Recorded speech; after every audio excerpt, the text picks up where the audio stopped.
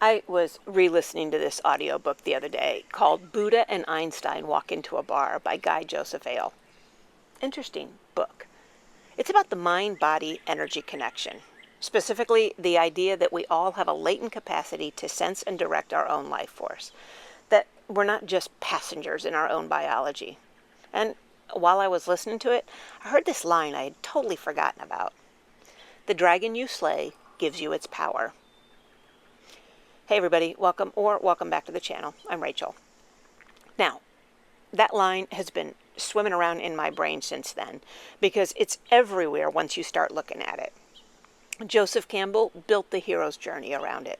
Every fantasy novel worth reading is built on it. Video games literally make it a mechanic. You defeat the thing, you absorb its power, you become something you weren't before. Mythology has been saying this for centuries.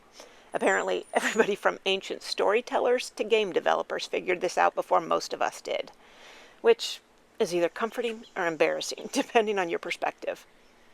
But what I think Ale was pointing at, and Campbell too, underneath all the mythology, is something a little more specific than a good story beat. That dragon isn't out there somewhere. It's you, your fear. The one that shows up at 3 o'clock in the morning and sits on your chest and tells you that you are not enough, that you never were, that everybody else has figured out something that you missed. That one. The anxiety that follows you into perfectly normal days and makes them feel like something is about to go wrong. The subtle feeling of dread that doesn't have a name, but it has been your background noise in your brain for so long you stop noticing it. The diagnosis that came out of nowhere and rearranged everything you thought you knew about your future. The injury that changed what your body can do and made you wonder what else might change. The loneliness that doesn't go away even when you're surrounded by people. The particular silence of feeling like nobody actually sees you. The what if, what if I can't handle this? What if it gets worse? What if I make the wrong choice? Oh my God, what if I already did? The uncertainty of just being alive right now in this ridiculous shit show of a world, in this particular moment in history where nothing feels stable and everything keeps shifting. That is the dragon. It has your face. It knows your history. It knows exactly which door you're going to go through if you let it run the show. And most of us have developed this really sophisticated relationship with it. How do we deal with it? We wait. We tell ourselves we'll face it when the timing is right. When the kids are older, when work settles down, or things just make a little more sense. Pick your excuse. We are genuinely creative about this. We can come up with reasons to wait indefinitely without ever technically lying to ourselves. Waiting feels responsible, feels like a strategy. It isn't. Some of us tried. We went in, we faced the thing, and it was brutal, and we came out the other side feeling like we lost. Like it kicked the crap out of us. Like it took more from us than we got back. And sometimes, in the aftermath of that, we decide that the fight just isn't worth it anymore. That some dragons are just stronger than you. That there's this kind of wisdom when knowing when you're outmatched. I get that. I genuinely do. When you fight hard and you still come out bruised and battered, the math doesn't look great. But that math ain't mathin'. Here's what I think mythology gets right, that the self-help industry mostly gets wrong. The hero doesn't come back from the dragon unchanged. They come back marked, scarred, permanently altered. That is not a side effect of the story. That's kind of the whole point. The wound and the power go hand in hand. You don't get one without the other. Ale's whole approach is built on this, that the mind, body, and energy system isn't static. It responds to what we go through. Science has actually caught up with mythology here. Neuroplasticity tells us our brains physically rewire themselves through experience. What we face and survive changes us physically, not just emotionally. The dragon's resistance is literally the mechanism that builds the capacity to face the next one. Marcus Aurelius said it without the dragon metaphor, but with the same intent. The impediment to action advances action. What stands in the way becomes the way. He wasn't being poetic. He was describing a mechanism. The obstacle builds the muscle. You cannot get that muscle any other way. You can't read your way to it or think your way to it. The dragon has to be real, and you have to actually face it. So, what does absorbing the power actually look like? This is the part that matters, because power sounds mystical until you actually define it. And, well, you get several things. You get evidence, not hope, not belief, not a good attitude.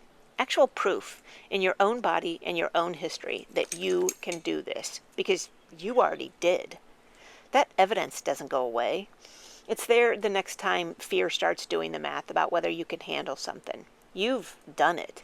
That is a completely different relationship with yourself. And you get calibration. The dragon gets accurately sized once you've faced it. Not minimized, accurately sized. Because most of what makes fear so huge and so heavy is the not knowing. Our imagination fills in the worst possible version and then charges us rent to live with it. Once you have faced the actual thing, you're not paying that rent anymore. You know what you're dealing with, and that is a specific kind of freedom. And you get vocabulary. People who've been through real things can talk to other people going through real things in a way that actually gets to them. Not with advice, not with the right words. It's recognition. That is a form of power that most people don't even think to count. But ask anybody who has ever been in a dark place what it meant when somebody showed up who actually knew and understood. That capacity comes from the dragon. You cannot fake it. And you get clarity. Now, every time you face something real, the things that were pretending to be important, stop pretending. What's left is what's real. You get a more accurate read of yourself, what you're capable of, and what actually matters. That clarity doesn't come from thinking about hard things. It comes from going through them. Now, slaying, by definition, means the dragon is dead. You have faced it. It's done. Maybe slay isn't even the right word here. Sometimes the dragon dies. Sometimes it just stops running your life. But, surprise, life isn't short on dragons. A new one is going to show up. Different shape, different name, same territory. But you're different. You are not the same person who faced the first one. You have its power now. Its strength lives in you, scars and all. The next dragon gets a version of you that the previous one never had to deal with. That is the transfer. You know, I have that tattoo that says it is what it is. Got it after my first diagnosis, after surgeries and treatment, after losing a sister suddenly, after losing both my parents in the same year. It came after years of things piling on in ways I didn't see coming and never planned for. It wasn't some philosophical statement I decided to make. It was more like the philosophy had already been proven. I just needed a visual reminder somewhere that I could not lose it. You know, amor fati means love of fate. Not just accept what happens. Love it. All of it. The hard parts included, because they are the parts that did the work. The tattoo came before I fully understood that distinction, but the philosophy was already doing its job. I ran into my tattoo artist at the farmer's market last weekend. We were talking about expanding on the tattoo, and I told him a new dragon had shown up. He just chuckled and said, "Man, you don't give up, do you?" He meant it as a compliment. He knows how I am. You know, I have got this decal on my Jeep that says Scrappy AF. I love it because that is what absorbing the power actually looks like from the outside. Not invincible, not fearless, not somebody who never gets hit. Just somebody who keeps showing up, carrying everything they pulled out of the last fight, ready to face whatever shows up next. I did that whole video on what it actually means to be a badass. That video was the noun. This one is the verb. Because the badass isn't the person who never gets knocked down. It's the person who faces the next dragon carrying the power of all the ones they've already faced. Now, side note, if you want to feel this instead of just think about it, you know I've got some music for you. Go listen to Believer by Imagine Dragons or Fighter by Christina Aguilera. You'll get it. The dragon you slay gives you its power. Face the fear. Face the diagnosis. Face the anxiety or the loneliness. Face the thing you have been avoiding or waiting to feel ready for. Slay that dragon. And then, when the next one shows up, and it will, you'll know something it doesn't. You have done this before. You have been facing dragons your whole life. Some of them you didn't even know you were fighting until you were already through them. And here you are. That is not luck or an accident. That is scrappy as fuck.